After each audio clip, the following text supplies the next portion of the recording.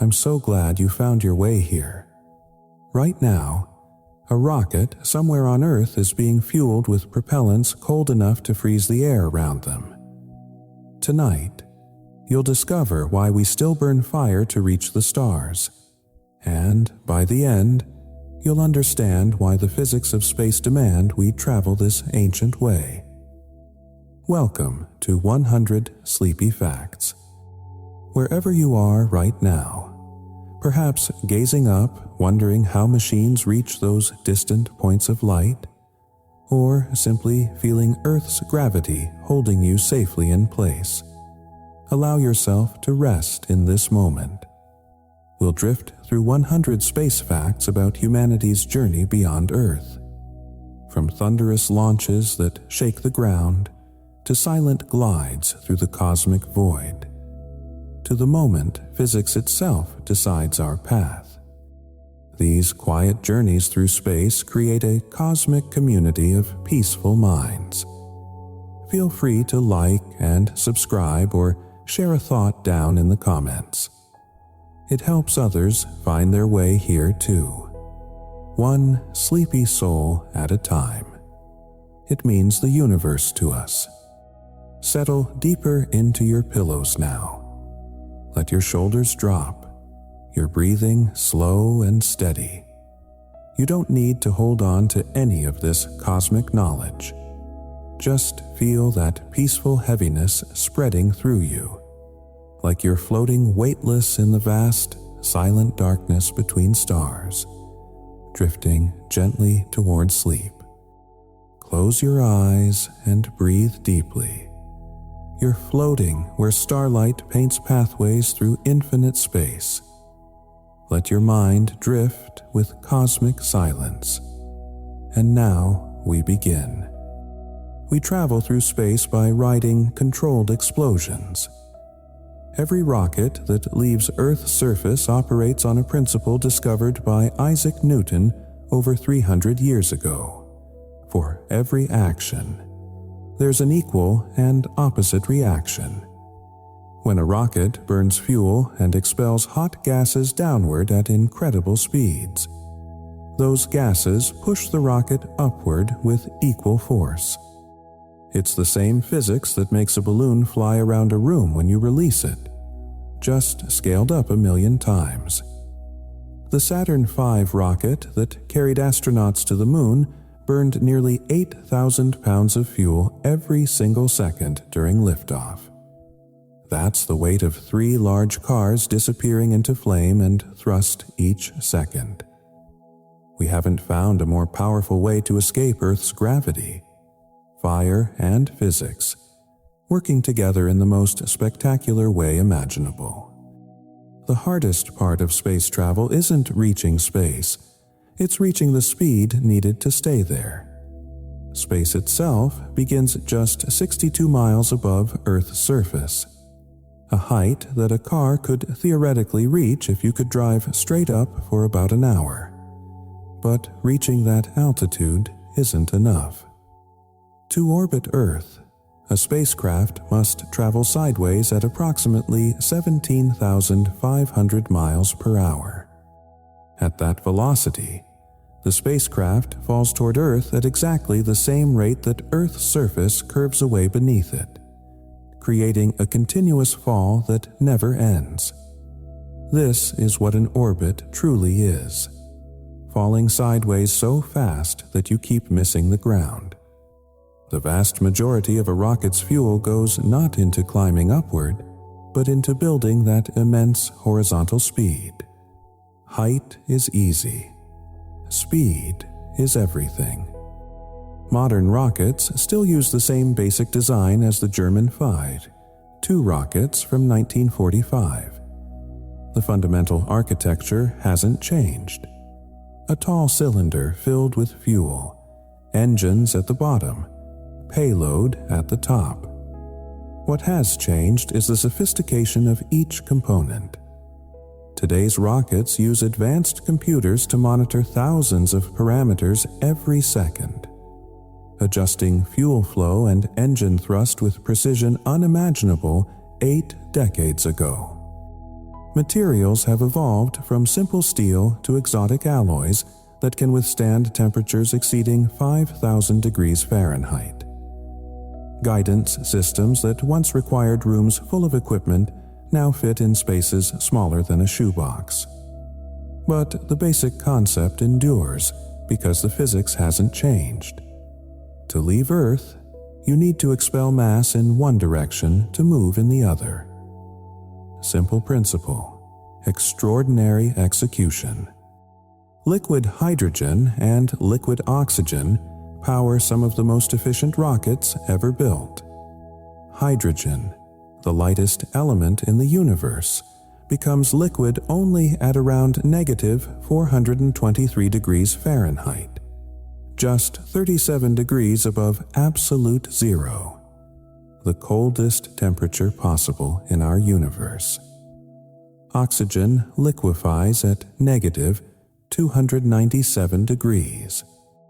These extreme temperatures create significant engineering challenges. The fuel tanks must be insulated so perfectly that hardly any heat can penetrate. Yet they must be lightweight enough to fly. When these two cryogenic liquids mix in a rocket engine's combustion chamber, they create water vapor and release tremendous energy, temperatures reaching 6,000 degrees Fahrenheit. The same substance that covers 70% of Earth's surface also propels our rockets, just in a dramatically different form. Water, frozen into its components, then reassembled through fire. The Space Launch System, NASA's newest heavy-lift rocket, stands taller than the Statue of Liberty. At 322 feet tall, it represents the most powerful rocket America has built since the Saturn V. Its core stage alone holds over 700,000 gallons of cryogenic propellants, liquid hydrogen and liquid oxygen combined, enough fuel to fill nearly 3 Olympic swimming pools. 4 RS-25 engines, originally designed for the space shuttle, generate over 2 million pounds of thrust, while 2 solid rocket boosters add another 6 million pounds. Yet, for all this power, the SLS can only carry about 27 tons to the moon. The tyranny of the rocket equation means that 90% of the rocket's mass at liftoff is fuel, burned just to lift more fuel higher. SpaceX changed space travel by making rockets reusable.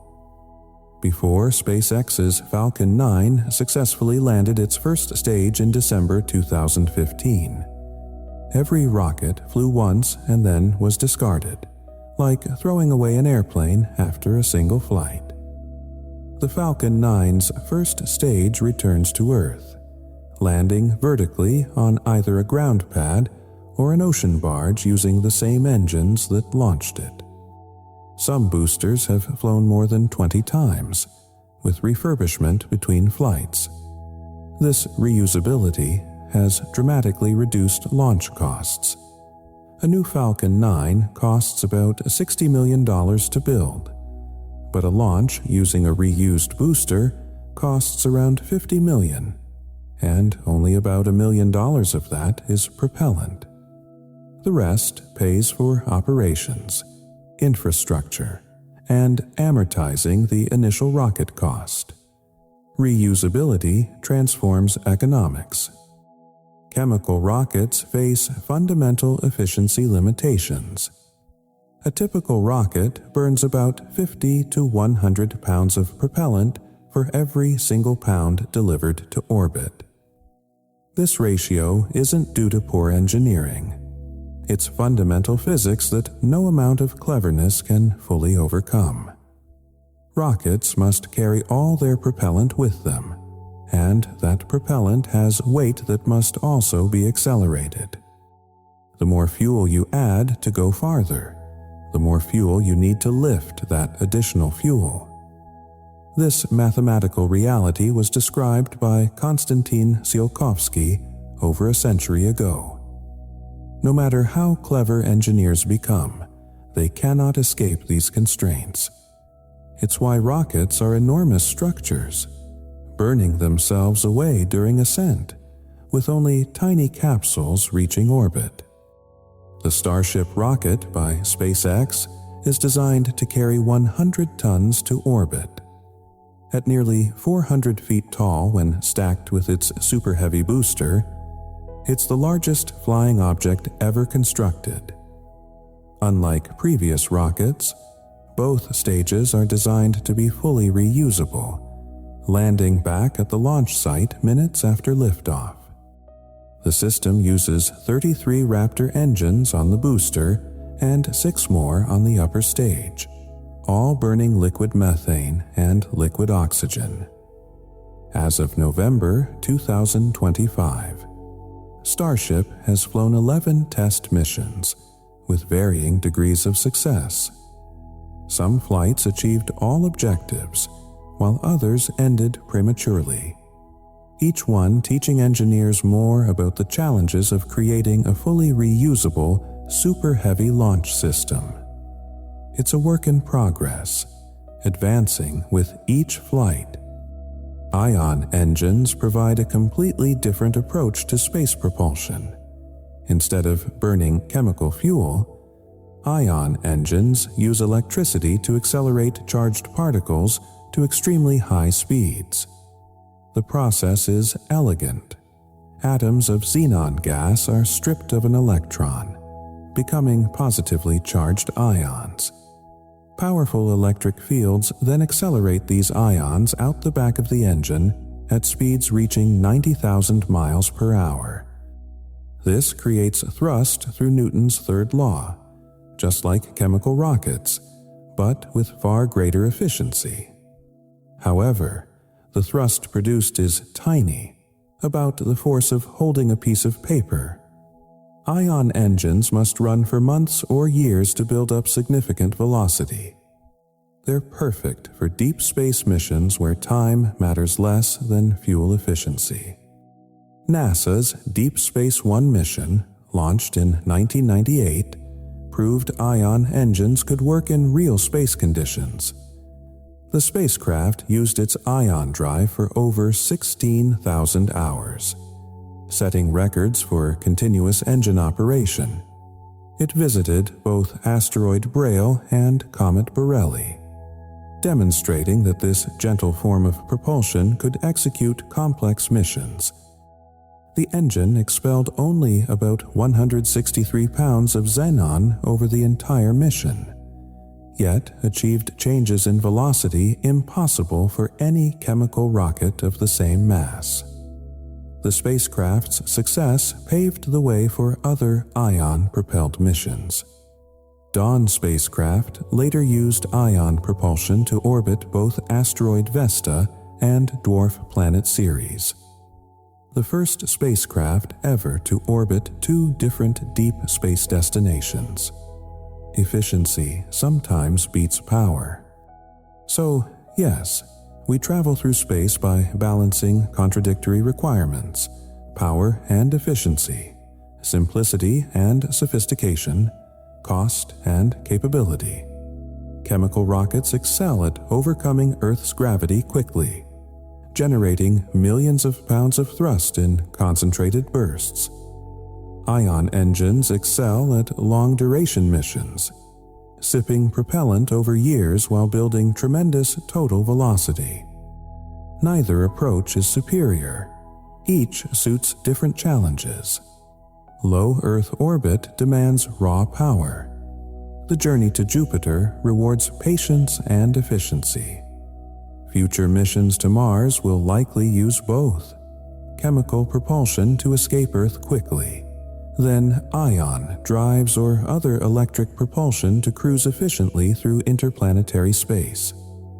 We travel different ways through space because space presents us with different problems. Solid rocket boosters burn like giant fireworks that cannot be turned off. Once ignited, they burn until all their propellant is consumed, typically in about 2 minutes. The space shuttle's twin solid boosters each contained over 1 million pounds of propellant in a rubber-like mixture. They generated enormous thrust, 3 million pounds each, but with no throttle control. You could not slow them down or speed them up or shut them off early. This simplicity made them reliable and relatively inexpensive, but also required careful engineering. Solid boosters require extensive safety margins. A seal failure in 1986 taught the industry that even simple systems need meticulous attention. The lessons learned improved every subsequent design, making spaceflight gradually safer through accumulated wisdom. Liquid engines offer precise control that solid rockets cannot match. Pumps can vary the flow of propellants into the combustion chamber, increasing or decreasing thrust almost instantly. The engines can be shut down and restarted, allowing complex maneuvers. If something goes wrong during launch, liquid engines can be cut off, potentially saving the crew. The space shuttle's main engines could throttle from 65 to 109% of their rated thrust, adjusting based on aerodynamic stress and other factors. This controllability comes at the cost of complexity. Liquid engines require intricate turbopumps spinning at tens of thousands of revolutions per minute, elaborate cooling systems, and sophisticated electronics. More moving parts mean more potential failures.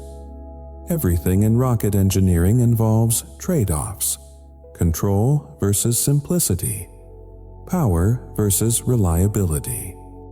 Hypergolic propellants ignite spontaneously when they contact each other. These chemicals burst into flame without needing a separate ignition system, making them extremely reliable. The Apollo lunar module used hypergolic fuels. When astronauts needed to leave the moon, they had to be certain the engine would start. There are no second chances when you're stranded on another world. The disadvantage is that most hypergolic propellants are highly toxic and corrosive. Hydrazine and nitrogen tetroxide, a common hypergolic combination, are dangerous to handle and require extensive safety precautions. SpaceX's Dragon spacecraft and many satellites still use hypergolic thrusters for maneuvering in space, valuing their reliability above the handling difficulties. Sometimes the best engineering choice is the one that always works, even if it's unpleasant. Atmospheric drag is the enemy during the first minute of launch. A rocket accelerating through the thick lower atmosphere experiences tremendous resistance. The air pushes back against the vehicle, heating its surface and wasting fuel. This is why rockets don't go full throttle immediately. They would waste energy fighting the air and might even break apart from aerodynamic stress. The maximum dynamic pressure point, called max Q, typically occurs somewhere between 60 and 90 seconds after liftoff, depending on the rocket's design. This is when speed and air density create the worst conditions for the vehicle's structure. Launch controllers monitor this critical moment carefully. Once the rocket climbs above the densest atmosphere, it can accelerate more aggressively. By 100,000 feet, the air has thinned dramatically. Above 200,000 feet, atmospheric drag becomes negligible. Then the rocket can truly sprint toward space. The sound of a rocket launch carries tremendous power. The Saturn V created sound so powerful, measuring over 200 decibels, that it could physically damage structures and harm anyone nearby. The acoustic energy released during those first moments of flight was immense enough to shake buildings miles away. Launch pads spray thousands of gallons of water onto the pad during ignition, not primarily for cooling, but to absorb sound energy and protect the rocket from its own acoustic vibrations. Without this sound suppression, the rocket's own noise could shake it apart. Observers must stay at least 3 miles away from a large rocket launch, not because of explosion danger, but because the sound pressure waves can rupture eardrums and cause permanent hearing damage. Escape velocity from Earth is about 25,000 miles per hour. Any object traveling slower than this will eventually fall back, pulled down by Earth's gravity. Escape velocity isn't constant throughout the solar system. It depends on the mass and size of the celestial body. The Moon's escape velocity is only 5,300 miles per hour, making it much easier to leave. Jupiter's escape velocity is a terrifying 134,000 miles per hour, making it essentially impossible to launch a chemical rocket from that planet's surface. Earth's escape velocity represents a sweet spot, high enough to require significant technology, but low enough to be achievable with chemical propulsion. We're fortunate to have evolved on a planet we can actually leave. Multi-stage rockets make space travel possible through a simple principle. Discard weight as you climb. The Saturn V had 3 stages. The first stage lifted the entire vehicle to about 42 miles altitude, then separated and fell away. The second stage continued to orbit. Then it too separated. Finally, the third stage performed the engine burn needed to send Apollo spacecraft toward the Moon. Each stage shed thousands of pounds of empty tanks and engines that were no longer needed. Without staging, a single-stage rocket would be impossibly large. The propellant needed to reach orbit would require such massive tanks that you'd need even more propellant to lift those tanks, spiraling into absurdity. Staging lets us shed weight progressively, making the impossible achievable. Sometimes the secret to reaching higher is knowing when to let go. Orbital mechanics work on principles that seem counterintuitive at first. If you're in orbit behind another spacecraft and want to catch up, you don't speed up by firing your engines forward. That would raise your orbit, actually making you go slower and fall further behind. Instead, you fire your engines backward to slow down.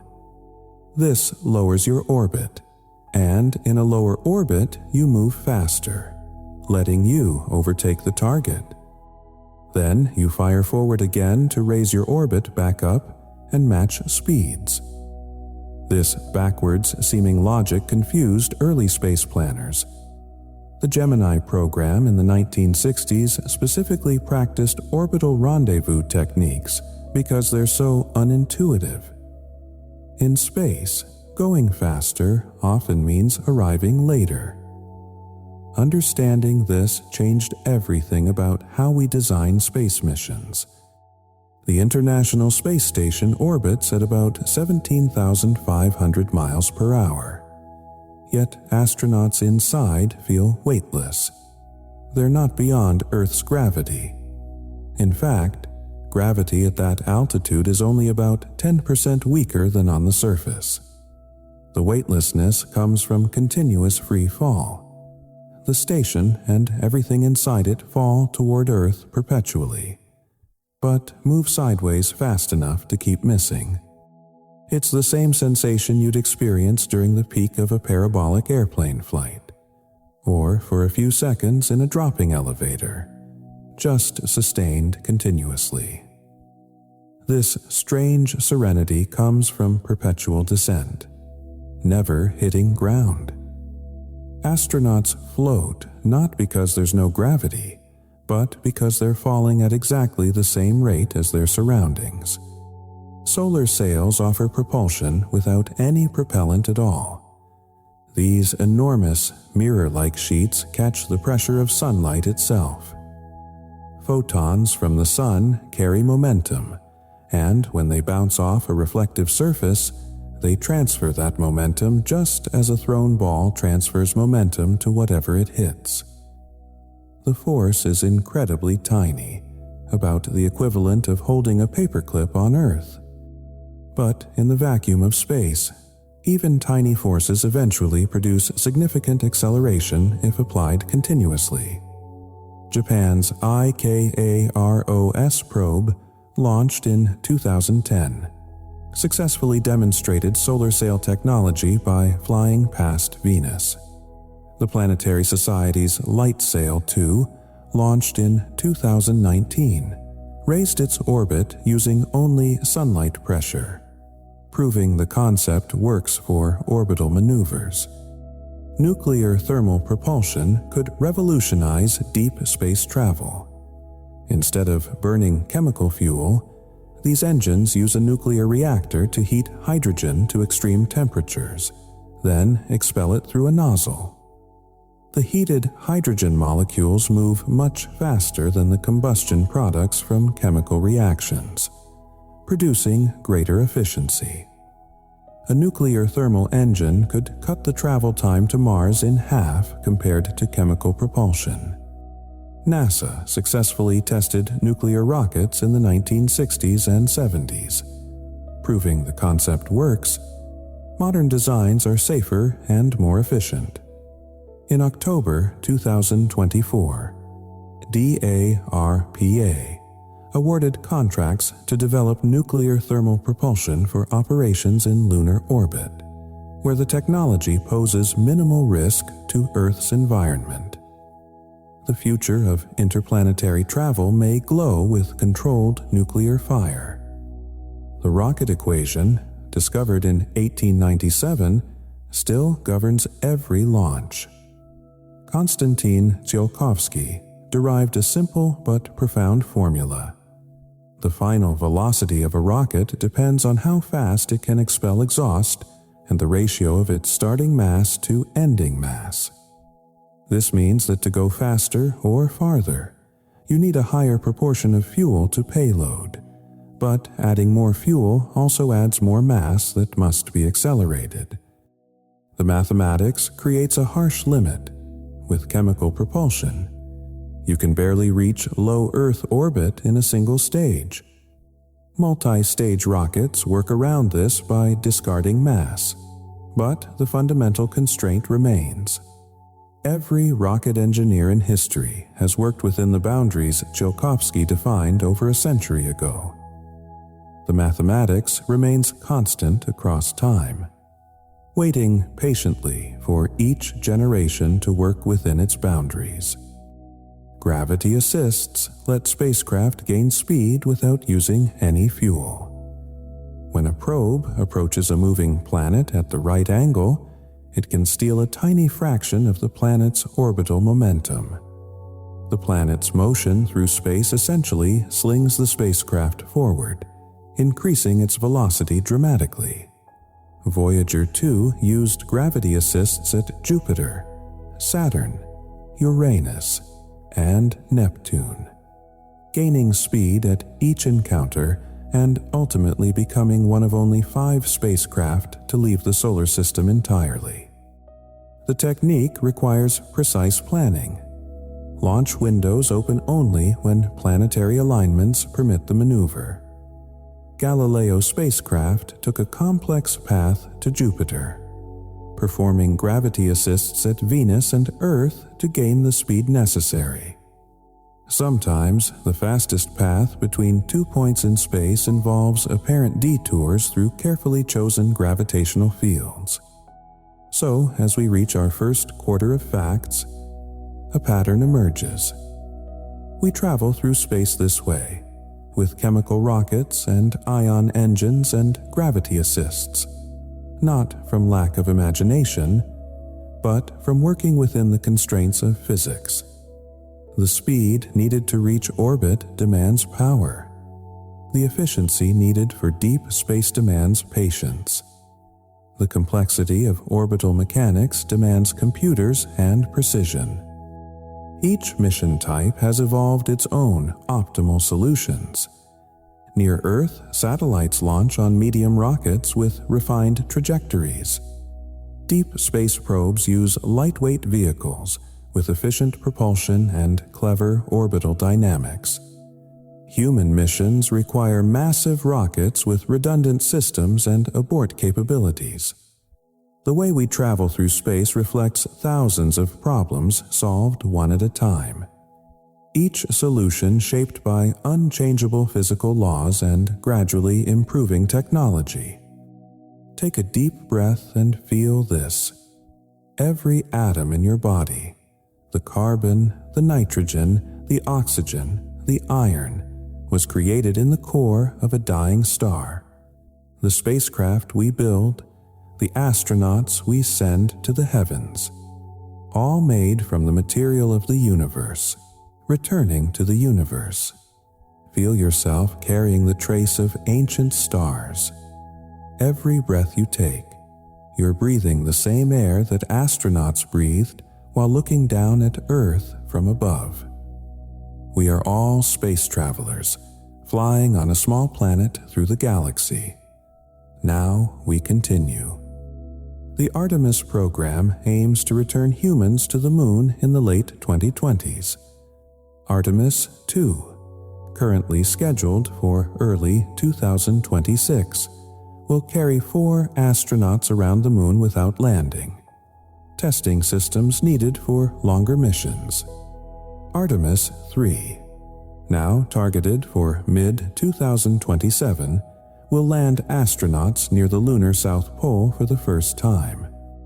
Unlike Apollo, Artemis plans sustainable exploration with a lunar gateway station in orbit and surface habitats for extended stays.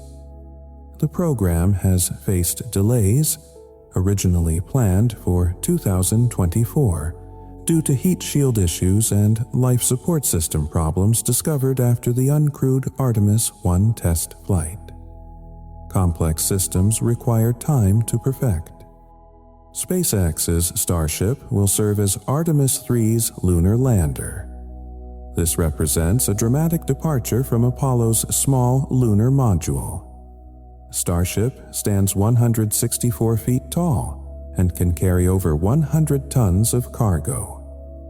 But using Starship for lunar missions requires solving an unprecedented challenge: refueling in Earth orbit. The spacecraft cannot carry enough propellant to reach the Moon and return in a single launch. SpaceX plans to launch multiple tanker Starships, each transferring propellant to the main vehicle until its tanks are full. At least 14 tanker flights may be needed for a single Moon mission. This choreography has never been attempted before, which is partly why NASA opened bidding to other companies in October 2025. Mars missions will likely use nuclear electric propulsion. Chemical rockets could get astronauts to Mars, but the journey would take about 9 months each way, using optimal planetary alignments that occur only every 26 months. Nuclear electric propulsion could cut travel time significantly, possibly to 3 or 4 months, reducing crew exposure to cosmic radiation and the psychological challenges of isolation. The system would use a nuclear reactor to generate electricity, powering high-efficiency plasma engines that provide steady thrust over weeks or months. Unlike nuclear thermal propulsion, which directly heats hydrogen, nuclear electric propulsion can achieve better efficiency at the cost of lower thrust. For the long journey to Mars, efficiency matters more than power. The James Webb Space Telescope reached its destination without any traditional rocket burns. Instead, it uses solar radiation pressure and the natural orbital dynamics at a location called Lagrange Point 2, about 1 million miles from Earth. At this special point, Earth's and the Sun's gravity balance in such a way that Webb can maintain a stable position relative to both bodies. Small thrusters make minor adjustments, but the telescope essentially surfs the gravitational landscape between two massive objects. This location keeps Webb's sunshield always pointed toward the Sun, Earth, and Moon simultaneously, keeping the telescope cold enough to detect faint infrared light from the early universe. Sometimes the most efficient propulsion is barely moving at all. Rocket engines must work in environments that would instantly destroy most materials. The combustion chamber of a high-performance engine experiences temperatures exceeding 6,000 degrees Fahrenheit, hot enough to melt steel, aluminum, and most metals. Engineers solve this through regenerative cooling. Propellant flows through tiny channels in the engine walls before entering the combustion chamber, absorbing heat and cooling the metal while being warmed itself. The fuel arrives preheated, ready to burn more completely, and the engine walls stay just cool enough to survive. This elegant solution uses the fuel as both propellant and coolant. Even so, engines experience tremendous stress and can develop cracks or failures after repeated use. The rotating detonation rocket engine represents a potential revolution in propulsion. Traditional rockets burn fuel in a continuous subsonic flame. Rotating detonation engines create a supersonic shock wave that travels around a ring-shaped chamber, triggering extremely rapid combustion. This produces more thrust from the same amount of fuel, potentially increasing efficiency by 25%. NASA successfully tested a full-scale rotating detonation engine at Marshall Space Flight Center in 2022 and 23, achieving over 13,000 pounds of thrust. The technology remains experimental, but if perfected, it could significantly improve payload capacity or reduce fuel requirements. Sometimes progress comes not from new fuels or bigger engines, but from burning existing fuels more intelligently. Aerobraking lets spacecraft use atmospheric drag to slow down without burning fuel. A probe approaching Mars, for instance, can dip into the upper atmosphere repeatedly, allowing friction to drain orbital energy. Each pass through the thin air slows the spacecraft slightly, gradually lowering its orbit over weeks or months. Mars Reconnaissance Orbiter used aerobraking for months to reach its final science orbit, saving hundreds of pounds of propellant. The technique requires careful calculation. Too shallow, and the effect is negligible. Too deep, and the spacecraft burns up. Temperature and atmospheric pressure must be monitored constantly. Aerobraking transforms a disadvantage, atmospheric drag, into a resource. Sometimes resistance is useful. Water might become rocket fuel on the Moon and Mars. Both bodies contain water ice, and water can be split into hydrogen and oxygen through electrolysis, the same elements that power many of our most efficient rockets. Future missions could land with mostly empty propellant tanks, then manufacture fuel from local water before returning to Earth or continuing elsewhere. This concept, called in situ resource utilization, could dramatically reduce the mass that must be launched from Earth. A Mars mission might carry only the equipment to make fuel, rather than the fuel itself, saving millions of pounds. The technology exists. The challenge is making it reliable in extraterrestrial environments. Sometimes the best resources are already waiting at your destination. Electric propulsion systems are becoming standard for satellites. Nearly every commercial communications satellite launched in recent years uses some form of electric propulsion for maintaining its orbit and orientation. Hall effect thrusters and ion engines provide far better fuel efficiency than chemical thrusters, allowing satellites to carry less propellant and more revenue-generating equipment. In January 2024, British company Pulsar Fusion tested a 10-kilowatt Hall effect thruster, 10 times more powerful than conventional systems. Such engines enable larger satellites to maneuver more freely or smaller satellites to accomplish missions previously impossible. The technology that once seemed futuristic, used only on experimental deep space probes, now guides most commercial spacecraft. Sometimes the future arrives gradually, satellite by satellite. Methane is becoming the preferred fuel for next-generation rockets. SpaceX's Starship and Blue Origin's New Glenn both burn liquid methane with liquid oxygen. Methane offers several advantages over hydrogen. It's easier to store because it liquefies at warmer temperatures. It's denser, so requires smaller tanks, and it produces less soot that can damage engines. Additionally, methane can theoretically be manufactured on Mars from atmospheric carbon dioxide and underground ice, supporting eventual propellant production for return missions. China and India are also developing methane-fueled engines. The transition from hydrogen, which powered the space shuttle and still powers some rockets, to methane represents a practical refinement rather than a revolution.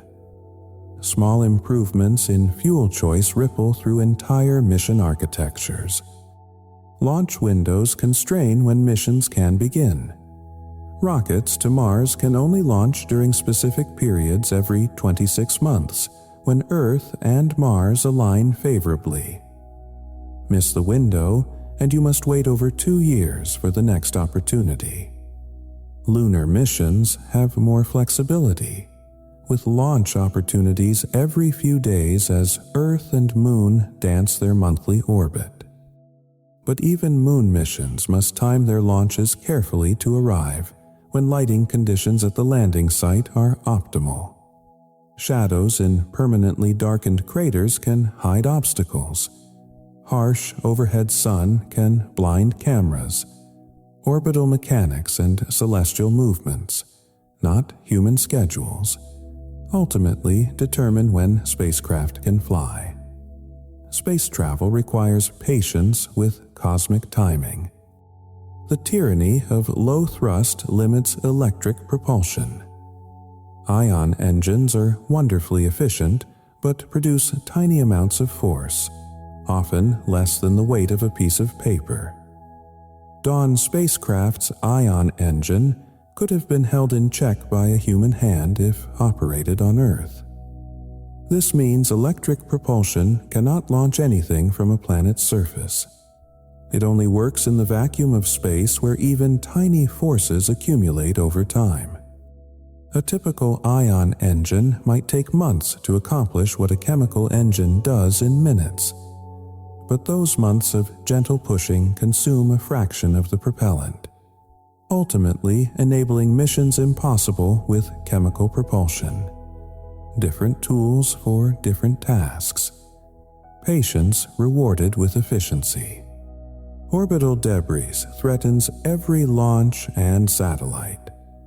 More than 34,000 tracked objects larger than 4 inches orbit Earth, traveling at speeds averaging 17,500 miles per hour. At such velocities, even tiny fragments can destroy satellites or puncture spacecraft hulls.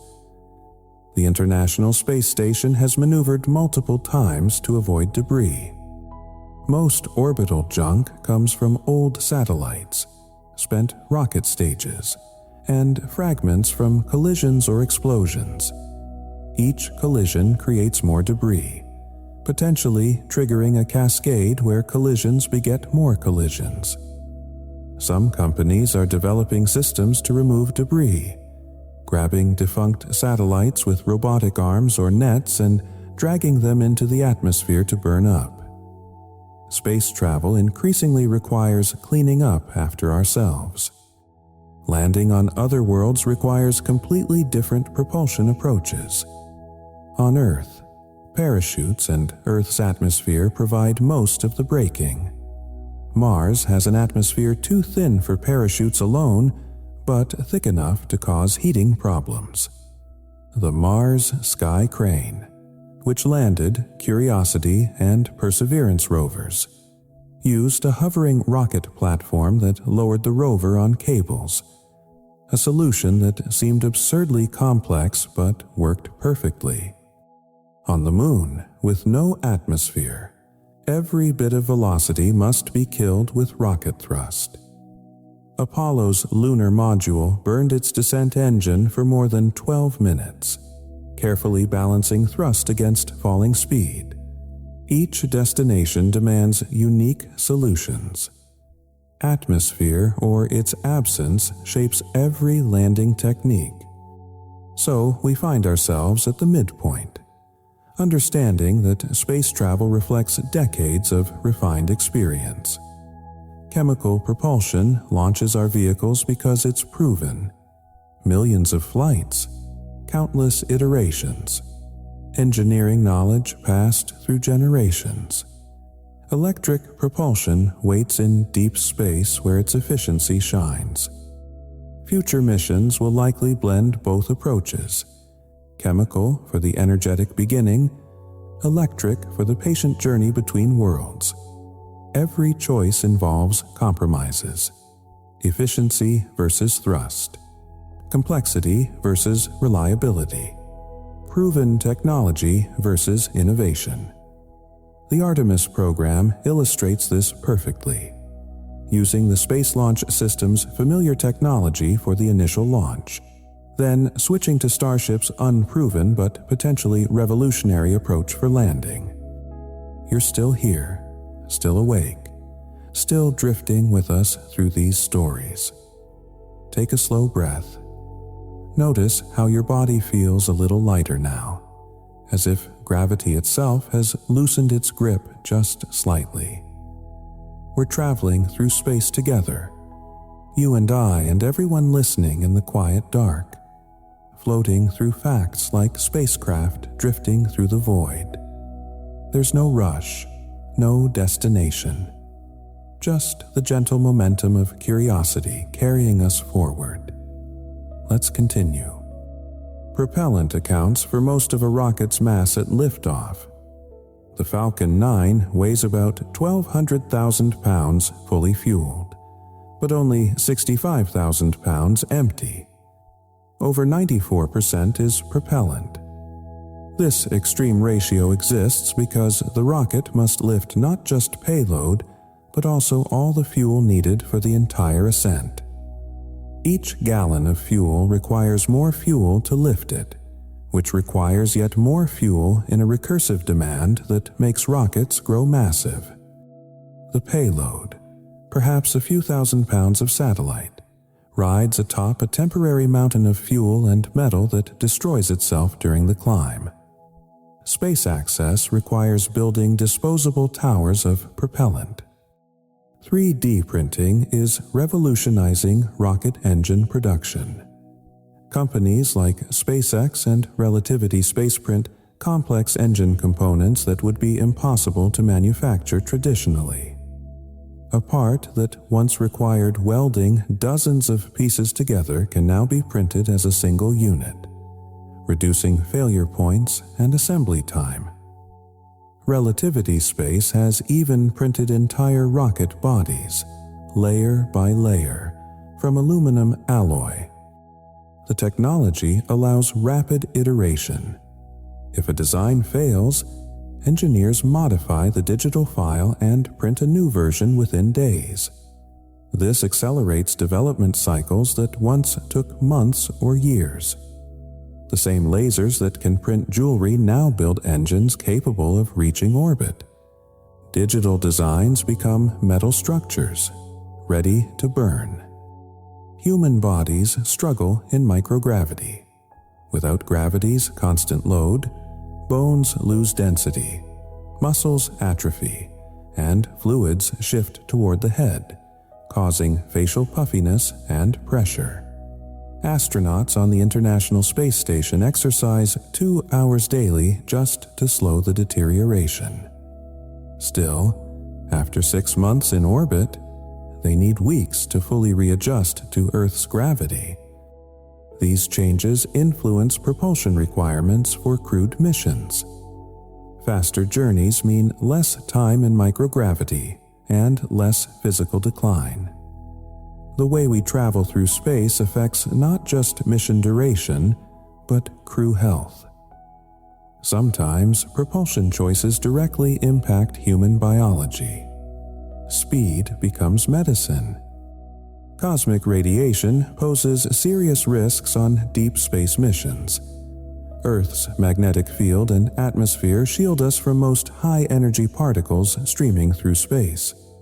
But beyond low Earth orbit, astronauts face continuous bombardment from solar radiation and galactic cosmic rays. A Mars mission could expose crew members to radiation doses exceeding current Earth-based annual safety limits, increasing long-term health risks. Faster propulsion systems reduce exposure time. Alternatively, spacecraft might carry water or hydrogen-rich materials as shielding, but added mass requires more fuel. Nuclear electric propulsion's promise of shorter travel times could make Mars missions medically feasible. How we travel determines not just if we arrive, but if we arrive healthy. Solar electric propulsion combines solar panels with ion engines. Unlike solar sails that use light pressure, solar electric propulsion converts sunlight to electricity, then uses that electricity to power ion thrusters. NASA's Psyche mission, launched in October 2023, uses solar electric propulsion to reach a metal-rich asteroid between Mars and Jupiter. The spacecraft will slowly build up speed over years, eventually accumulating enough velocity to reach its distant target. The elegance lies in using the sun's abundant energy to power efficient engines, eliminating the need for heavy propellant loads. Sunshine becomes thrust. Photons converted to motion through technology's careful intermediation.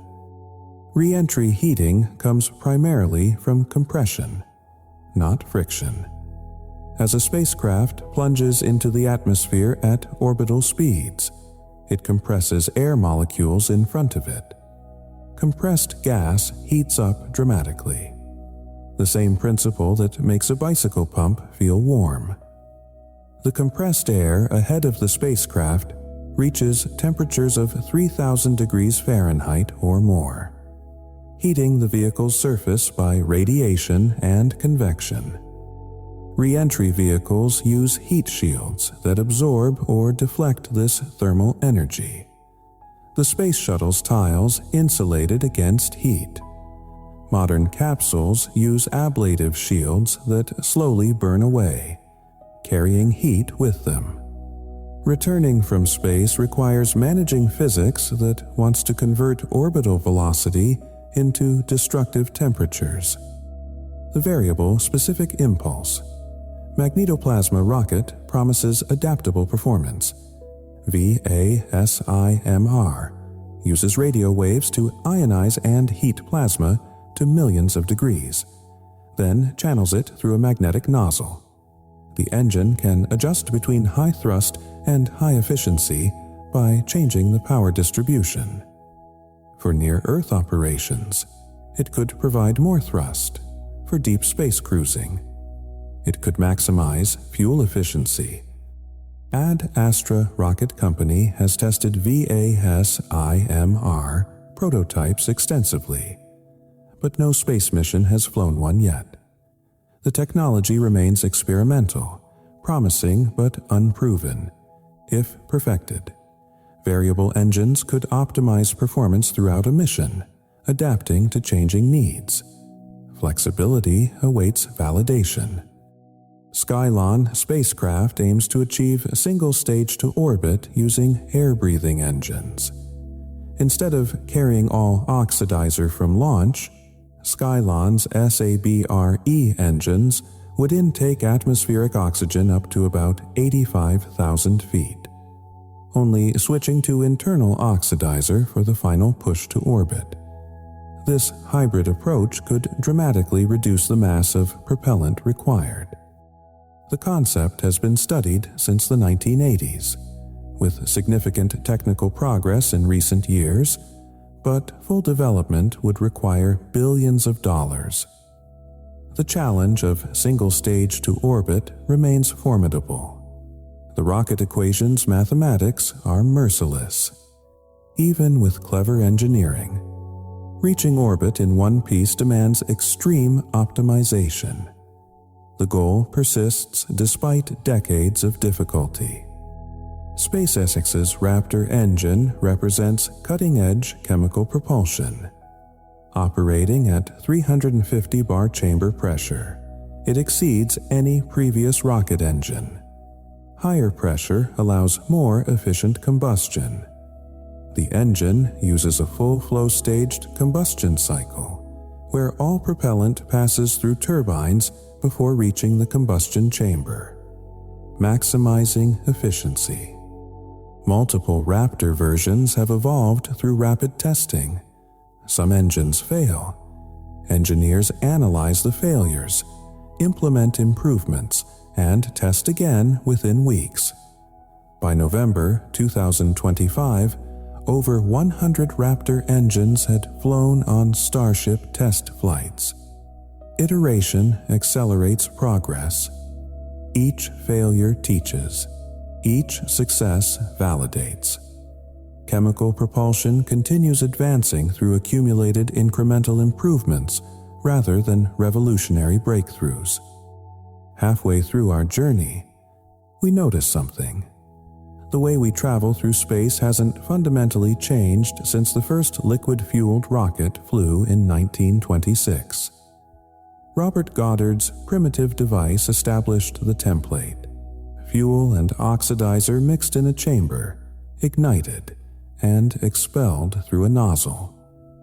Everything since has been refinement, better materials, more powerful pumps, sophisticated cooling, computer control. But the basic principle endures. We still climb to space on pillars of fire. We still fight gravity with thrust. We still obey Newton's laws. Perhaps this persistence reveals something deeper, at least for leaving planets. These methods work reliably within the boundaries physics provides. Let each breath guide you to realize time is yours, a separate stream that only you are living, while the vast universe continues to spin, expand, change. This second you're breathing, listening, is unique. Cherish the present moment, knowing that right now, your time is unique in the universe, and we continue drifting. Launch windows to other planets open and close based on orbital alignment. Earth and Mars follow elliptical paths around the Sun at different speeds. Every 26 months, they reach positions where a spacecraft can travel between them efficiently. Following a curved path called a Hohmann transfer orbit.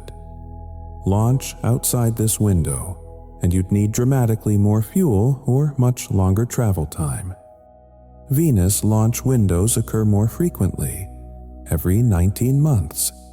Jupiter's windows appear every 13 months. The cosmos dictates our schedule. We must wait patiently for geometry to favor our journey. Sometimes travel requires accepting that the universe moves on its own timeline. Crew Dragon spacecraft docks automatically with the International Space Station. Using a combination of GPS, computer vision, and laser range-finding, the capsule navigates the final approach without pilot input, though astronauts can take control if needed. The spacecraft approaches slowly, taking hours to close the final few hundred feet, carefully matching the station's velocity and orientation. When contact occurs, 12 latches seal the connection and form an airtight passage. This precision happens at 17,500 miles per hour, while both vehicles orbit Earth. Automation makes reliable what would challenge even skilled pilots. Computers excel at patient, precise maneuvers. Blue Origin's New Glenn rocket, named after astronaut John Glenn, aims for full reusability of its first stage. Standing 320 feet tall, it will compete with SpaceX's Falcon Heavy for commercial launch contracts. The first stage uses 7 BE-4 engines, burning liquid methane and oxygen, designed to land on an ocean platform after launch. As of November 2025, New Glenn awaits its first flight. When it flies, it will represent another step toward making space access routine and economical. Multiple companies pursuing reusability suggests the approach has merit. Centrifugal force can create artificial gravity on spacecraft. A rotating section produces acceleration that feels like gravity to anyone inside. The faster the rotation or larger the radius, the stronger the apparent gravity. Practical designs require large diameters to avoid motion sickness. Small, rapidly spinning environments disorient human balance systems. No crewed spacecraft has yet used artificial gravity, though many science fiction visions feature rotating sections. The engineering is straightforward. The challenge is mass and complexity. For now, astronauts endure months of weightlessness. Perhaps future spacecraft will spin, restoring the comforting pull we evolved to expect. Lunar dust poses surprising challenges for propulsion systems. During Apollo missions, rocket exhaust blasted fine dust particles outward, some traveling over a mile. These sharp, abrasive particles could damage equipment and solar panels. Future lunar landers must account for dust dispersion, perhaps using landing pads or dust mitigation systems. The problem intensifies with larger, more powerful engines. Starship's massive engines could create more significant dust clouds. Engineers study various solutions: solid landing platforms, directed exhaust, even using focused energy to melt lunar soil into solid surfaces before landing. Sometimes our propulsion system's power creates secondary problems requiring new solutions. Plasma propulsion comes in many forms, each with distinct characteristics. Hall effect thrusters trap electrons in a magnetic field to ionize propellant. Magnetoplasma dynamic thrusters use extremely high currents to accelerate plasma. VASIMR uses radio waves. Each design balances thrust, efficiency, and power requirements differently. Satellites increasingly use plasma propulsion for orbit maintenance, where gentle thrust over months provides adequate maneuvering capability. These engines hum quietly in the vacuum, ions streaming away at incredible velocities, nudging satellites by fractions of an inch per second. Accumulated over time, whispers of thrust accomplish substantial orbital changes. Orbital velocity at Earth's surface would be about 17,800 miles per hour. But Earth's surface is not where orbits can exist. Atmosphere would cause any satellite to burn up. At the space station's altitude of 250 miles, the required velocity is slightly less, about 17,100 miles per hour. At the Moon's distance, an orbit around Earth would require only 2,300 miles per hour. Velocity requirements decrease with altitude because gravity weakens with distance. The highest energy is needed just above the atmosphere. Those first few hundred miles cost the most. SpaceX has launched over 120 Falcon 9 rockets in 2025 alone. This cadence would have seemed impossible a decade ago. The company operates multiple launch sites, refurbishes boosters rapidly, and has streamlined operations to enable launches every few days. Most missions carry Starlink internet satellites, gradually building a constellation of thousands of spacecraft in low Earth orbit. This high launch rate amortizes development costs and provides revenue to fund other projects like Starship. Routine access to space emerges not from revolutionary technology, but from disciplined operational excellence. Repetition breeds reliability. Hypersonic flight, speeds above 5 times the speed of sound, requires specialized propulsion. At these velocities, air compression generates extreme heat. Scramjet engines ingest supersonic airflow, compress it further, inject fuel, ignite the mixture, and expel it without slowing down, all while traveling miles per second. Only a handful of successful scramjet flights have occurred. The engineering challenges remain formidable. Hypersonic missiles worry defense planners worldwide. Hypersonic passenger aircraft could revolutionize travel, crossing the Pacific in 2 hours. Currently, the technology works mostly in brief. Experimental tests. Hypersonic propulsion waits at the frontier between functional and fantastic. Delta V, meaning change in velocity, is space travel's currency. Every maneuver, launching, orbiting, transferring between planets, landing, costs, delta V, missions are budgeted in meters per second of velocity change. Getting from Earth's surface to low orbit requires about 9,400 meters per second of delta V. Earth to Moon requires approximately 10,000. Earth to Mars surface requires approximately 16,000. These numbers constrain what's possible with given propulsion systems and fuel capacity.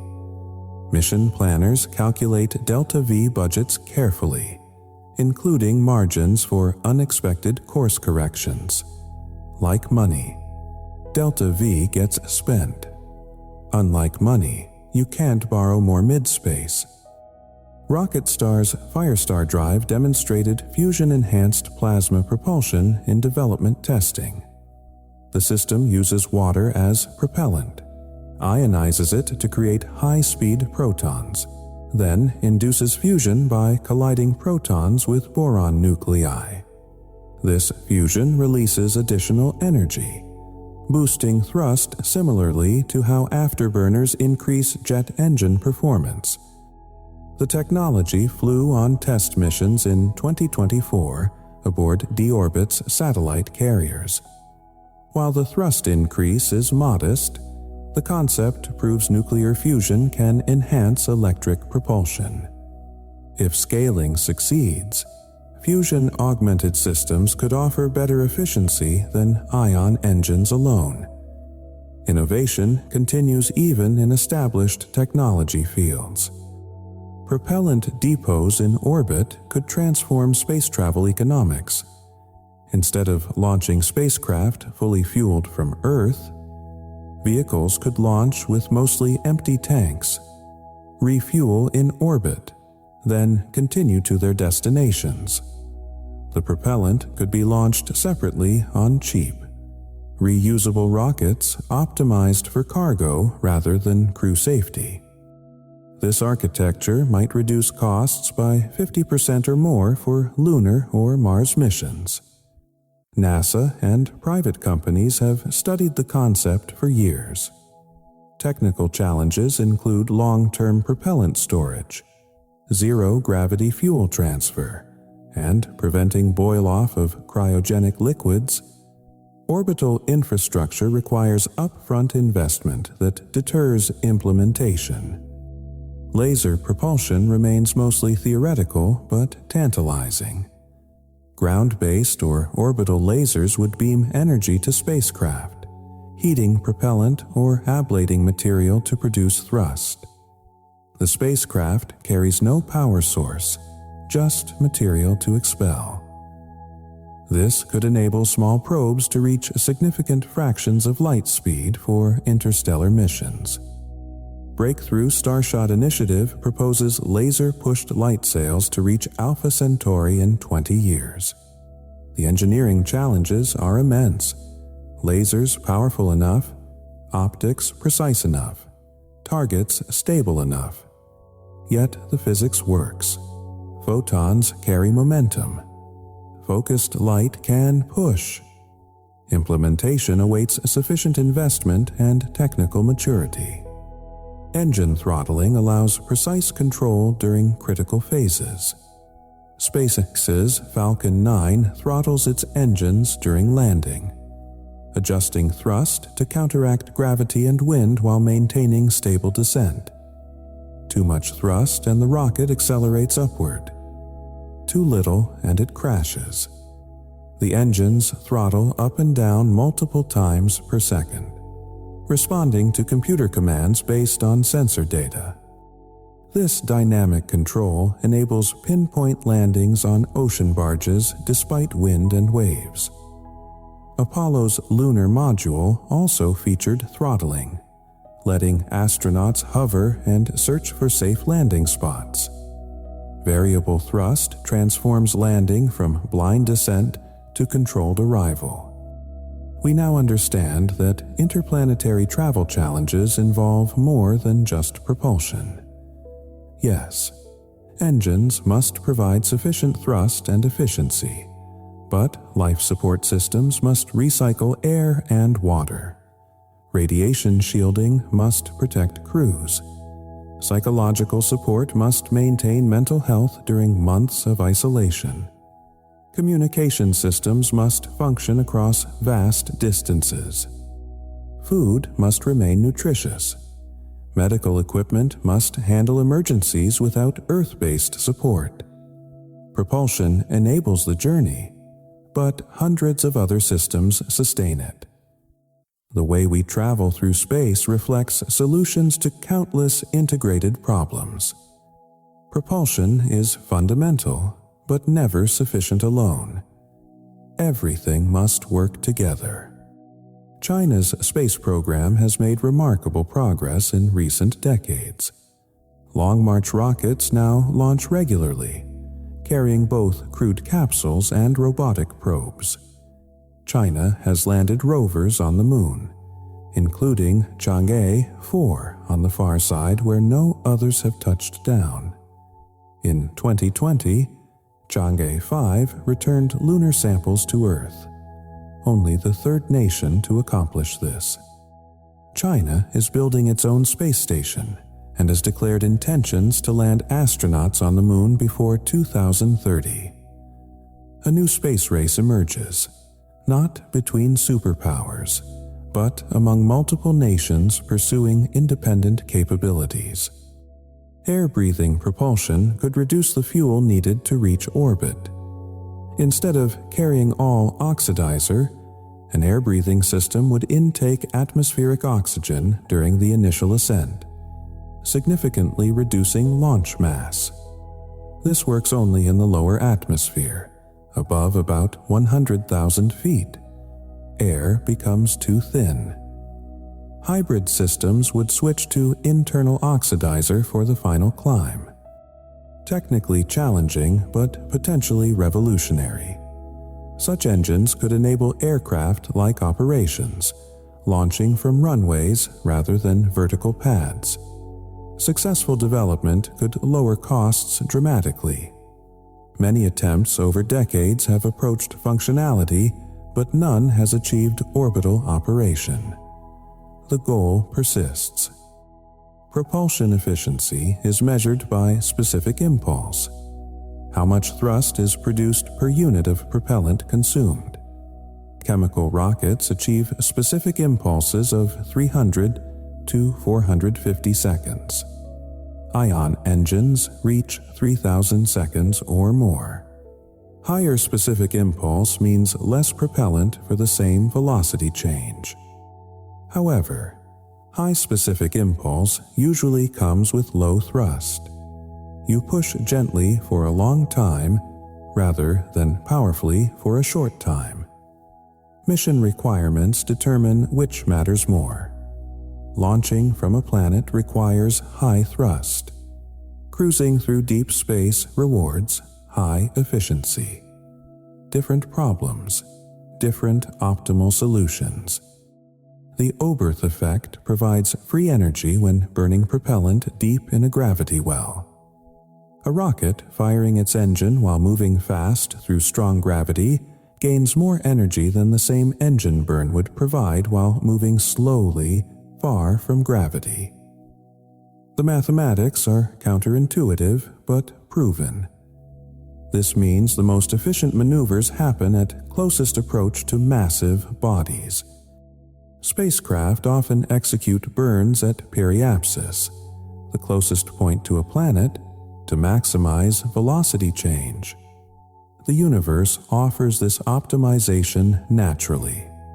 Gravity's mathematics contain subtle advantages for those who understand the deeper principles. Physics rewards clever timing. India's space program operates on remarkably modest budgets.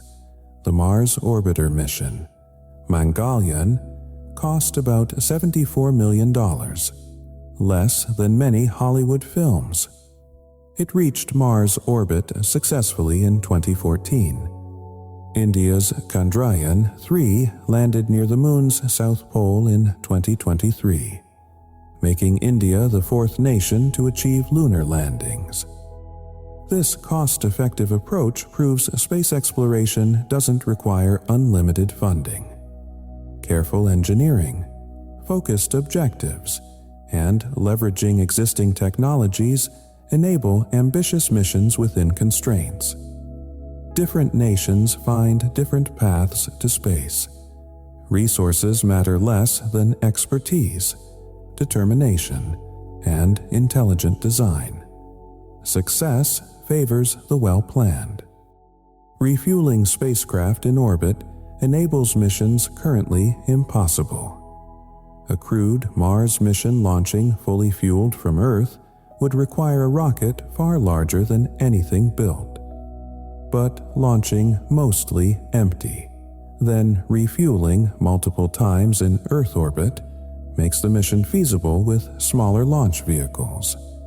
Each launch carries only fuel, not crew or spacecraft systems. This distributes mass across multiple flights. Challenges include transferring cryogenic propellants in microgravity and preventing boil-off during extended stays in orbit. Yet these are engineering problems with solutions. Orbital infrastructure, once established, multiplies what becomes possible. Space-based operations begin transforming into routines rather than extraordinary events. Nitrogen tetroxide and hydrazine, common satellite propellants, require careful handling. Their reactive nature, the same quality that makes them reliable propellants, means technicians work with extensive protective equipment. Modern alternatives are gradually replacing these challenging substances. Despite handling difficulties, They're used extensively because they're hypergolic. They ignite spontaneously on contact and storable at room temperature. Newer satellites increasingly use less toxic alternatives, but changing to different propellants requires redesigning entire propulsion systems. Legacy approaches persist in spaceflight. Sometimes the most practical solution involves carefully managing substances that demand respect and precautions. Rocket plumes create visible phenomena in upper atmosphere. When rockets ascend through the ionosphere around dusk or dawn, their exhaust can form enormous, colorful clouds visible hundreds of miles away. Water vapor freezes instantly in the extreme cold, creating ice crystals that catch sunlight. Gases expanding into near vacuums spread wide, forming spectacular twilight displays. Launch spectators sometimes see these space jellyfish or rocket rainbows stretching across the sky. These transient, beautiful structures remind us that rockets don't just leave Earth. They temporarily modify the atmosphere itself, painting temporary art with physics and chemistry and frozen mist. Green propellants aim to replace toxic traditional propellants. AFM-315E, a hydroxylamine nitrate-based monopropellant, offers similar performance to hydrazine but with much lower toxicity. It's denser, allowing smaller tanks, and provides higher performance. The U.S. Air Force and NASA have tested green propellant systems extensively. Sweden's PRISMA satellite demonstrated the technology in orbit. Commercial satellites are beginning to adopt it. The transition happens slowly because decades of heritage systems and operational procedures surround existing propellants. Change requires requalifying entire spacecraft designs. Yet, environmental and safety benefits drive gradual adoption. Sometimes, better chemistry reaches orbit one mission at a time. So, approaching 3/4 of our journey, we recognize patterns. Chemical propulsion dominates launching from Earth because nothing else provides sufficient thrust to overcome gravity quickly. Electric propulsion suits deep space because efficiency matters more than power when you have time. Future systems will likely combine both: chemical for escaping planets, electric for cruising between them, perhaps with refueling in orbit connecting the two phases. We travel through space this way not from lack of vision, but from working within physical constraints. Every mission reflects compromises between what's desired and what's possible. Engineering is the art of optimizing under constraints that cannot be eliminated. You might be feeling tired now. That's perfectly fine. Breathe slowly. Feel the cycles. Spacecraft orbit Earth. Earth orbits the Sun. The Sun orbits the center of the Milky Way. All are circles, cycles, endless orbits. Like your breath, inhale, exhale, inhale, exhale. A small cycle within the vast universe. You are also part of that eternal movement. You don't need to hold on to anything. Let everything unfold in its perfect order. Like planets silently rotating in their orbits, unhurried, unresisting, simply existing. We're almost there now. Sunrise in orbit happens 16 times per day. The space station circles Earth every 90 minutes, passing repeatedly from darkness into light. Astronauts witness dawn's colors spreading across the curved horizon. Blues deepening through orange to black again and again. 45 minutes of daylight, 45 of night, endlessly cycling.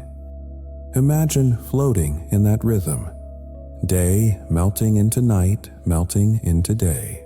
Earth turning below like a great wheel. Time becomes something different up there, measured not by the clock's single cycle, but by the planet's multiple turnings. Endless beginnings. No true endings. Water as rocket fuel is beautifully simple. Split water molecules into hydrogen and oxygen using electricity, perhaps from solar panels. Burn them together in an engine, producing thrust and water vapor. The byproduct is water again. The cycle could continue indefinitely if sunlight provides the electricity. Spacecraft might carry only water, manufacturing propellant as needed. The Moon and Mars both have water ice. Someday, tanks might refill not from Earth, but from melted ice beneath alien regolith. Local resources supporting travelers, like desert oases sustaining caravans. Physical laws set boundaries that engineering cannot cross. The mathematics of motion, energy, and momentum are absolute. They apply equally to every vehicle, every mission, every era. Engineers work within constraints that feel frustrating but prove utterly immutable. Yet within those boundaries, creativity flourishes. Staging, refueling, gravity assists, electric propulsion, all clever responses to rigid physical law. Sometimes limitation breeds the most elegant innovation. Boundaries define the space where ingenuity operates. Starship's eventual success or failure will influence space travel for decades. If fully reusable heavy lift becomes routine, launch costs could drop by factors of 10 or more. Thousands of tons of payload could reach orbit annually. If the technical challenges prove insurmountable, the industry will pursue different architectures. Either outcome teaches. SpaceX's rapid iteration means failures become lessons quickly. Each test flight, successful or not, refines understanding. The question isn't whether Starship works perfectly now, but what we learn toward whatever comes next. Night launches paint fire across darkness. The rocket becomes a moving star, first bright at the pad, then climbing. Engines light reflected in clouds or ocean, sound rolling across the landscape seconds behind the light. Spectators stand in darkness watching this pillar of flame rise, feeling the rumble in their chests even miles away. Then the vehicle arcs over the horizon, still visible as a bright point, until distance or clouds obscure it. The sound fades. Darkness returns. But something changed. Something reached upward. James Webb Space Telescope discovered galaxies existing as early as 290 million years after the Big Bang, far earlier than scientists expected. These impossibly young galaxies challenge our understanding of how quickly structure formed in the infant universe. Webb sees them using infrared light, detecting radiation that's been traveling for over 13 billion years. The telescope's journey to its observing position took 1 month. But what it sees spans nearly the entire history of the cosmos. A month of travel to observe eternity's breadth. Every rocket creates noise, tremendous, overwhelming sound that shakes internal organs and damages structures. Yet in space, engines burn silently. No air means no sound waves. Astronauts watching spacewalks see other spacecraft fire thrusters without hearing anything. The violence of combustion happens in perfect quiet. Only vibrations through connected structures transmit as sound. This silence feels wrong somehow. Our experience teaches that power makes noise. But in vacuum, the most powerful explosions are utterly, perfectly silent. Spacecraft often hibernate during long journeys. Systems shut down to minimal operation, conserving power, reducing wear. Computers wake periodically to check sensors, adjust trajectory, send brief status signals home, then back to sleep for weeks or months. The Rosetta probe hibernated for 2.5 years while crossing the solar system toward Comet Churyumov-Gerasimenko, sleeping through the vast emptiness, dreaming, if machines can dream, of arrival, waiting patiently for light and distance and time to align. Future spacecraft might generate propellant from the void itself. The interstellar medium contains about 1 hydrogen atom per cubic centimeter. Traveling through space, a ship could theoretically collect and fuse these atoms, creating thrust from the vacuum itself. This Bussard ramjet concept could enable near-light-speed travel without carrying fuel. The engineering challenges are immense: collecting sufficient atoms, achieving fusion, managing radiation. But physics permits it. The universe itself becomes the fuel source. Abundance hiding in apparent emptiness. Moon dust is sharp, microscopically jagged fragments of stone and glass created by meteor impacts. Unlike Earth sand, smoothed by wind and water over millennia, lunar dust stays sharp. It clings to everything through electrostatic forces. Apollo astronauts tracked it inside their landers where it smelled like spent gunpowder. Future lunar bases will need airlocks and cleaning systems to keep dust from abrading equipment.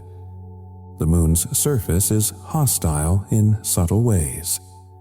Beauty hiding small dangers in its ancient, airless stillness. Imagine humanity becomes truly spacefaring. Millions living beyond Earth. The ways we travel through space today will seem primitive, like wooden sailing ships to modern travelers. Our descendants might smile at our chemical rockets, our months-long journeys, our difficulties. But they'll owe their existence to these imperfect first steps. Every future traveler crosses a path, first walked by pioneers who had only fire and math and stubborn determination. Progress rests on foundations laid by those who tried when outcomes remained uncertain. Spacecraft paths curve through space-time, not just space. Einstein showed that gravity isn't a force but a curvature. Massive objects bend the fabric of reality itself. Spacecraft follow these curves, sliding through warped geometry like marbles rolling across a stretched sheet. What appears as orbit is motion along natural contours in spacetime's shape. Propulsion changes which curves we follow, but we're always following some curve. The universe's geometry guides every trajectory. We swim through shaped space itself. Interstellar space begins about 12 billion miles from the Sun, where solar wind meets interstellar medium. 4 spacecraft have crossed this boundary: Voyagers 1 and 2, and Pioneers 10 and 11. They carry humanity's presence beyond our star's influence. New Horizons continues its journey outward and may join them in the coming decades. Voyager 1, launched in 1977, continues transmitting data from 14 billion miles away, powered by decaying plutonium. Its signal, moving at light speed, takes 20 hours to reach Earth. Solar System's scale defies intuition.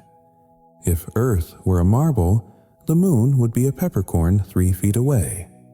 The sun would be an 8-foot sphere 300 feet distant.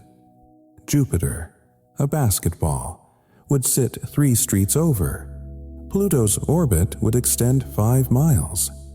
The nearest star would be 50,000 miles away. Models that fit in a room cannot capture the emptiness. Space is mostly space. Vast distances with occasional tiny islands of matter. Mostly void. Sparsely punctuated. Could propulsion change how we understand space? It already has.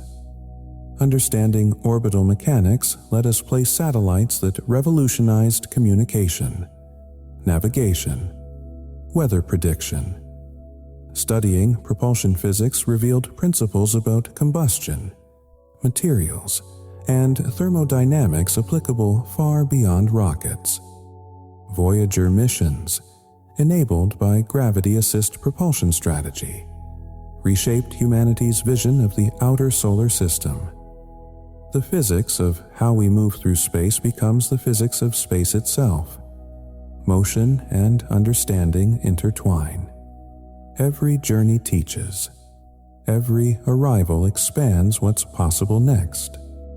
The moon is receding from Earth at about 1.5 inches per year. Tidal interactions slowly transfer momentum. Millions of years hence, the moon will be much farther, appearing smaller in Earth's sky, taking longer to complete each orbit. Eventually, the Earth and moon will become tidally locked, each showing the same face to the other forever. Physical laws drive this slow separation. Even celestial bodies gradually drift apart. Nothing remains unchanged. Everything, even orbits, evolves. We travel through space carrying messages. Voyager's golden records hold sounds and images from Earth. Greetings in many languages. Music from cultures worldwide. Pictures of people and places and mathematical concepts. Should alien intelligence find these spacecraft billions of years hence, they'll glimpse humanity frozen in the late 20th century. A bottle cast into the cosmic ocean, bearing introductions from a young species that learned to leave its world. Hello, the records say. We were here. Propulsion transforms philosophy. Before spaceflight, Earth seemed infinite. Now we've seen our planet from outside, a fragile blue sphere in vast darkness. That perspective, impossible without rocket propulsion, changed how we think about boundaries, environment, unity. The overview effect, astronauts call it, seeing Earth whole, without borders, precious and vulnerable. Propulsion gave us literal distance, which paradoxically brought deeper connection. Sometimes moving away lets you see what matters. Distance clarifies what was always there. Night sky holds answers about how we travel. Every distant galaxy visible through telescopes shows light that's billions of years old. We see the past directly, understanding that ancient light taught us about expansion, dark energy, cosmic evolution. Those insights come from light, photons that crossed space for eons. The same radiation pressure that solar sails use, stretched and changed by space-time's expansion. The universe delivers information through particles that barely interact with matter. Silent messengers across emptiness. Gravity wells shape possible journeys. Getting from Earth's surface requires enormous energy. Traveling between planets in interplanetary space requires far less. Landing on large moons or planets requires more again. Each well has depth proportional to the body's mass divided by its radius. Jupiter is so massive. Its moon Io falls in a gravity well deeper than Earth's, though Io itself is small. Leaving wells costs energy. Wells determine destinations' accessibility. The real answer isn't technical, but human. We travel through space this way because this is what we've learned to do, building on previous generations' knowledge. Each rocket burns insights accumulated over decades. Each mission reflects thousands of solved problems. We travel this way because people decided space was worth reaching and dedicated lives to figuring out how. The propulsion reflects determination more than physics, will made manifest through engineering. Spacecraft carry pieces of Earth, metals mined from our planet, electronics assembled in our factories, designs born in human minds. Every satellite orbiting overhead contains Earth materials, just rearranged into new forms and lifted beyond the atmosphere. We've scattered fragments of our world across the solar system, bits of Earth on the Moon, Mars, asteroids, comets, spreading ourselves atom by atom, claiming space with presence, leaving marks saying we passed through here. Perhaps someday we'll travel differently. Warp drives, wormholes, quantum tunnels. Physics doesn't forbid such things, just makes them spectacularly difficult. Until then, we have fire and momentum exchange, thrust and trajectory, chemical energy and careful mathematics. These methods work. They lifted us from one world and will carry us to others. Simple principles, patiently applied, accomplish extraordinary things. Sometimes the profound emerges from the basic, endlessly refined. Space travel is ultimately about going home. We evolved here, adapted to Earth's gravity, light, air. Leaving requires technology, but returning requires only falling. Every spacecraft that departs eventually comes back, or its information does, or the people aboard do. We explore outward, but always maintain connection to our origin. The ultimate trajectory is circular, departure and return, leaving to learn what home means by its absence. Why do we travel through space this way? Because physics gives us limited options, and we chose to work within them. Because fire propels and momentum conserves and gravity shapes, and we learned to use these truths. Because space called, and we answered with the tools we had. We travel this way because this way works, because this way teaches, because this way leads somewhere we want to go. The answer lives in every launch, every orbit, every safe return home. And so, our quiet journey through space travel comes to a gentle close. We've traveled from thunderous rockets shaking the ground beneath watching crowds to silent engines pushing through the emptiness between worlds, discovering along the way that humanity's path to the stars is shaped by unchangeable physical laws and ever-evolving engineering wisdom. From Newton's laws written 3 centuries ago to rotating detonation engines tested last year, we've glimpsed how space travel is both ancient principle and constant innovation. Space travel reminds us that limits inspire rather than defeat. Much of engineering happens in quiet rooms, where physics and mathematics and human creativity meet, in careful calculations and patient testing. They teach us that boundaries define the field where possibility operates.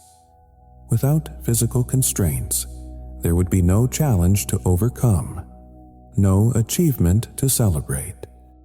By pausing to notice, we glimpse the extraordinary in equations made real.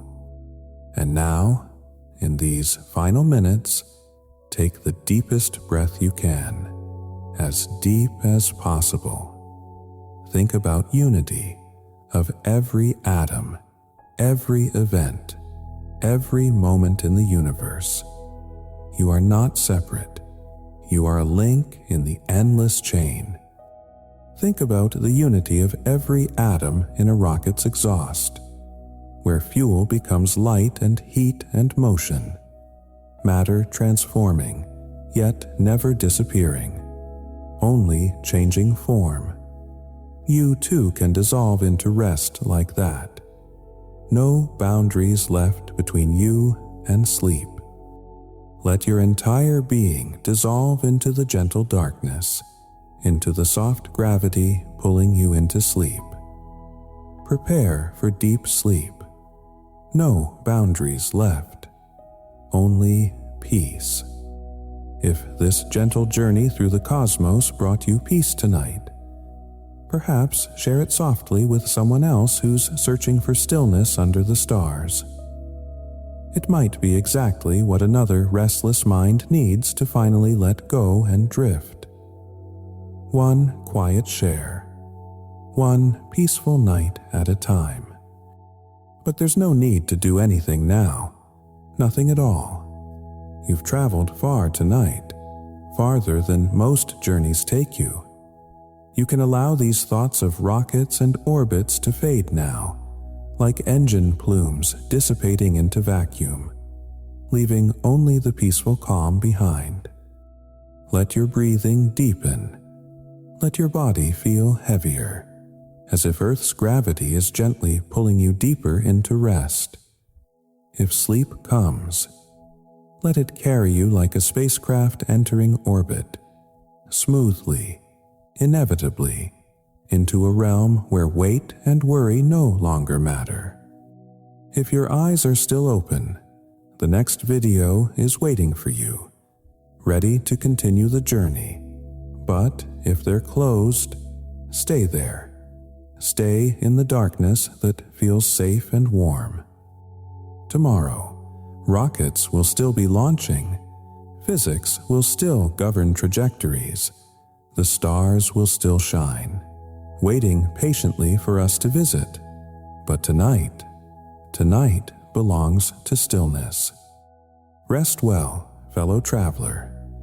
And remember, we reach the stars not by defeating physics, but by understanding it deeply enough to work within its rules. That's the real magic. Not defying gravity, but dancing with it. Fall asleep to gentle facts. Good night.